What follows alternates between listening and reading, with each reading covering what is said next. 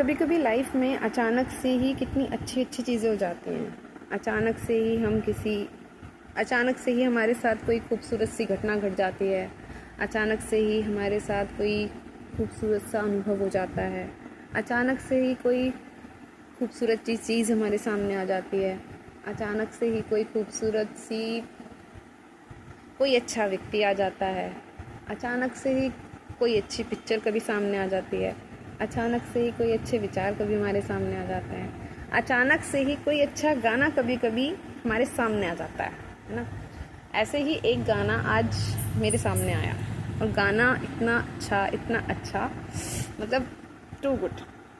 और गाना है, इंसाफ की डगर पे बच्चों दिखाओ चल के, ये देश है तुम्हारा, नेता तुम्ही हो कल के। और इसके आगे के अंतरे तो इतने अच्छे हैं ना, इतने अच्छे, टू गुड। ठीक है, पुरानी पिक्चर का गाना है ये। तो अचानक से ही सामने आ गया। देन जब मैंने इस गाने को पूरा सुना, ठीक है, तो फिर जो थॉट आया मन में वो ये था कि ऐसे गाने स्कूल की प्रार्थना का हिस्सा बनने चाहिए। मतलब प्रार्थना ऑलरेडी मतलब ऑब्वियसली सारे स्कूलों में होती है, लेकिन इस गाने की अच्छी बात पता है क्या है? इस गाने में एक जिम्मेदारी बच्चों पे दी जा रही है, क्योंकि इसमें गाने में ये बताया जा रहा है कि आप लोग ही हो जो समाज में आगे अपनी भूमिका निभाओगे। बच्चे ही हैं जो समाज की जिम्मेदारी उठाएंगे। तो समाज की जिम्मेदारी उठाने के लिए बच्चों को कैसा होना ज़रूरी है, इसमें बच्चों के लिए जो वैल्यूज़ बताए गए हैं। इस गाने की सबसे अच्छी बात है कि इस गाने में बच्चों को वैल्यूज़ बताए गए हैं। न्याय क्या है, इज्जत क्या है, और अगर प्रॉब्लम्स आए तो सच से कैसे हटना नहीं है, कदम डगमगाने नहीं चाहिए, है ना, ये सारी चीज़ें। तो इस गाने के माध्यम से बच्चों को वैल्यूज़ बताए जा रहे हैं, है ना, कि एक अच्छा इंसान होने के लिए, कि आप समाज के लिए उपयोगी व्यक्ति बन सको, आपको कैसा होना चाहिए, आपके अंदर कैसे गुण होने चाहिए, आपके अंदर कौन से नैतिक सिद्धांत होने चाहिए, आपके जीवन में क्या मूल्य होने चाहिए, क्या वैल्यूज़ होने चाहिए, क्या सिद्धांत होने चाहिए। तो इस गाने के माध्यम से ना ये बातें बताई जा रही हैं। ठीक है, मैं नहीं कहती कि एक व्यक्ति को ईश्वर का उपासक नहीं होना चाहिए, भगवान का उपासक नहीं होना चाहिए, श्रद्धावान नहीं होना चाहिए, विश्वासी नहीं होना चाहिए। लेकिन एक व्यक्ति भगवान का सबसे अच्छा भक्त तभी हो सकता है, एक अच्छा विश्वासी व्यक्ति तभी हो सकता है, उसमें श्रद्धा तभी विकसित हो सकती है जब वो पहले एक अच्छा, उसके अंदर कुछ वैल्यूज हो, है ना, उसे अच्छे बुरे की समझ हो। तो ईश्वर के प्रति भक्ति भी तभी अच्छे से हो सकती है जब हमारे भीतर कुछ वैल्यूज हों, हमें अच्छे बुरे का पता हो, है ना, हमें ईमानदारी पता हो, हमें क्या बोलते हैं, संघर्ष पता हो, हमें प्रॉब्लम्स पता हो, हमें विवेक हो। तो ये सारी बातें, है ना, मतलब नैतिकता सबसे पहले ज़रूरी है। फिर वो नैतिकता किस हिसाब से अपने लिए मार्ग तैयार करे, उद्देश्य के हिसाब से, वो बात की बात है। मतलब हम कह सकते हैं कि जैसे जैसे आरोहण की तरफ बढ़ते हैं, तो आरोहण की तरफ बढ़ते बढ़ते नैतिकता से ही उच्च नैतिकता, उच्च मूल्य, ये सारी चीज़ें आती हैं। सबसे पहले कम से कम व्यक्ति एक सही तरह से नैतिक व्यक्ति तो बने, कम से कम उसमें इतनी समझ तो आए कि सही का साथ दें, सही और गलत क्या है, सही और गलत की समझ। सबसे पहले तो ये छोटी छोटी बातें ही समझनी पड़ती हैं। छोटी छोटी बातों को समझ के ही फिर हम उन बातों को कैसे उद्देश्य के हिसाब से, उद्देश्य को देखते हुए, मोटिव को देखते हुए, सर्व कल्याण को देखते हुए कैसे उन चीज़ों को यूज़ किया जाता है, यूज़ ही कहूँगी, है ना, वो बात की बात है। लेकिन वो एक कह सकते हैं हाईली कॉन्शियस पर्सन, उसके लिए कह सकते हैं, पर हम हाईली कॉन्शियस नहीं हैं, हो सकते हैं बट है नहीं। तो ये बात एक्सेप्ट करनी चाहिए, we are not a highly conscious person, but हाँ हो सकते हैं प्रयासों से, है ना। वो बात की है। सबसे पहले ये तो सोचे, कम से कम नैतिक तो बने कि सही को सही और गलत को गलत कहने की क्षमता रखें, हिम्मत रखें। तो इस गाने में ना वही सारी बातें बताई हुई हैं। इस गाने को सुन के ये लगा कि ऐसे गाने स्कूल की प्रार्थना का हिस्सा ज़रूर बनने चाहिए, ज़रूरी है, क्योंकि ये गाने बच्चों को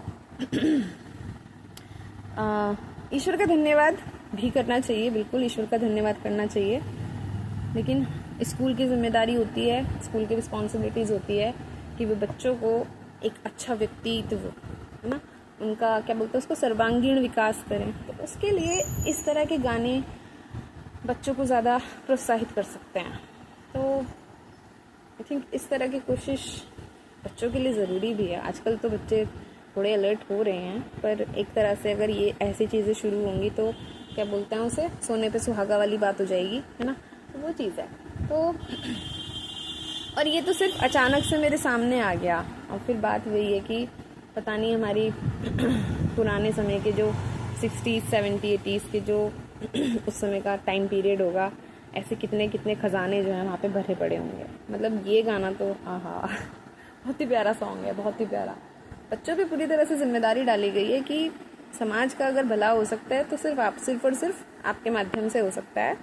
दूसरों से विश्वास करने की, दूसरों से उम्मीद लगाने की ज़रूरत बिल्कुल भी नहीं है। खुद तैयार हो, खुद बढ़ो, खुद प्रॉब्लम्स को फेस करो, देखो, समझो, जानो, है ना। डरने की ज़रूरत नहीं है, तुम्हारे कदम डगमगाने नहीं चाहिए सही और गलत सही रास्ते पर चलते हुए, है ना। न्याय की बात इस गाने में कही गई है, तो मतलब तो गुड। तो वही है, मतलब मैं कह सकती हूँ कि शायद निर्वाण षटकम के बाद मुझे कोई गाना इतना अच्छा लगा हो बच्चों, है ना, जिसमें एक में तो पूरी तरह से ईश्वर को पूरी तरह से वो कर करके यही बताया गया है कि तुम ही हो वो, तुम नहीं, हम ही हैं वो, है ना। हम ही, एक में तो ये बताया गया, और दूसरे में उनके ऊपर जिम्मेदारी डाली गई है, बोझ नहीं, जिम्मेदारी, कि आप अगर सही रहोगे तो समाज सही रहेगा, समाज सही रहेगा तो आप ही फिर वो जो उच्चतम पद होते हैं उन पर आप जाकर के बैठोगे, और जब आप उच्चतम पद पर बैठोगे तो चीज़ें अपने आप से सही होते चलेंगी। तो इस गाने में बच्चों को ये सीख दी जा रही है। ऐसे गाने हिस्सा बनने चाहिए हमारी लाइफ का, हमारी अलार्म टोन का। बच्चों को ऐसे गाने सुनाने चाहिए, ज़रूरी है ना। मतलब पुराने गाने अगर सुने ना तो देख के सुन के लगता है कि वाकई में यार, मतलब वो लोग कितने गहरे थे, कितने डीप थे, कितने क्लैरिटी माइंड थे, क्लियर ऑफ माइंड। आज के समय में इतने अच्छे गाने तो शायद नहीं बनते। जो भी है, एक गाना और था, एक गाना और है, उसमें तो शायद, उसमें तो केवल इंसान की बात कही गई है।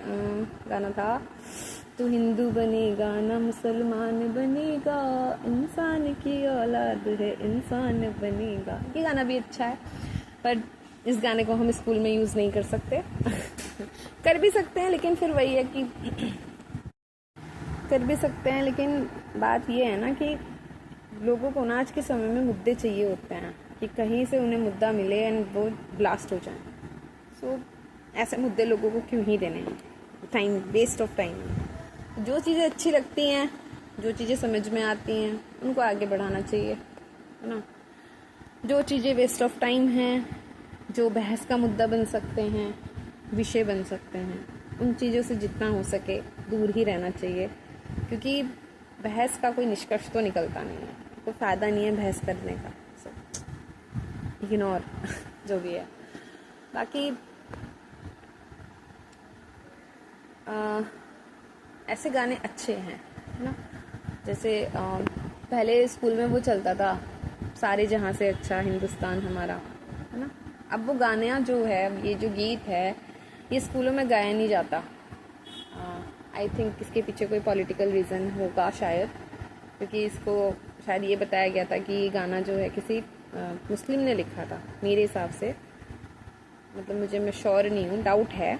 आई थिंक रहमत इकबाल है शायद, इकबाल, आई थिंक इकबाल ने लिखा था, और मेरे ख्याल से इसी वजह से ये गाना जो है, ये गीत जो है स्कूल से हटा दिया गया था।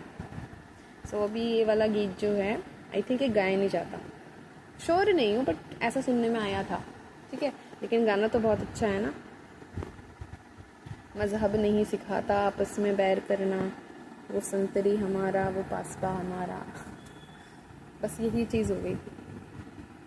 राजनीतिक दलों को मुद्दे चाहिए, और उनको ऐसे मुद्दे बन जाते हैं ना, तो उसमें उसको हवा देते हैं, आग घी डालते हैं उसमें ज़्यादा चिंगारी, और भड़क लोग फिर उसको अपने आप ही आग बना लेते हैं, दूसरों के गले काटने तक तैयार हो जाता है।